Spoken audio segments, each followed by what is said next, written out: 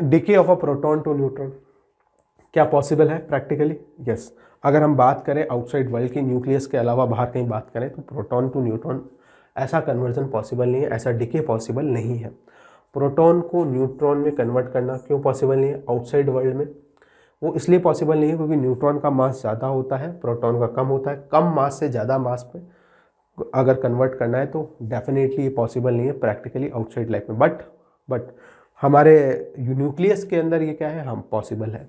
Nucleus के अंदर basically ये जो मास है, इनके बीच का जो मास डिफरेंस है वो कहाँ से आता है? बेसिकली हम क्या कर रहे हैं, कम मास वाले पार्टिकल से एक ज़्यादा मास वाले पार्टिकल को प्रोड्यूस कर रहे हैं। प्रोटॉन का मास कम होता है, न्यूट्रॉन का ज़्यादा होता है।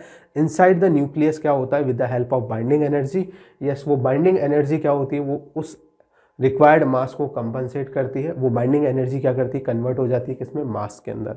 ठीक है, यस। ऐसा केवल और केवल कहाँ पॉसिबल है, न्यूक्लियस के अंदर पॉसिबल है, ये ध्यान रखें।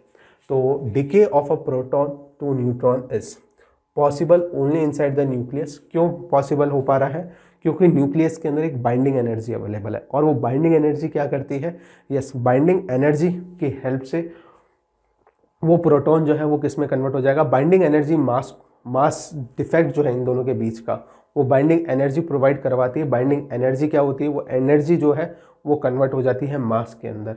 और बाइंडिंग एनर्जी केवल और केवल न्यूक्लियस के अंदर अवेलेबल है। तो चाहे तो लिख लें, ये बेसिकली इन दोनों का जो मास डिफेक्ट है वो कहाँ से आता है, हमारे पास बाइंडिंग एनर्जी से आता है। ठीक है, yes. Which is available only in the inside the nucleus, which is available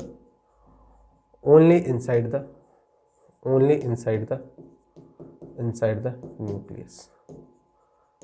yes बेटा, नेक्स्ट क्वेश्चन की तरफ चलते हैं। देखें,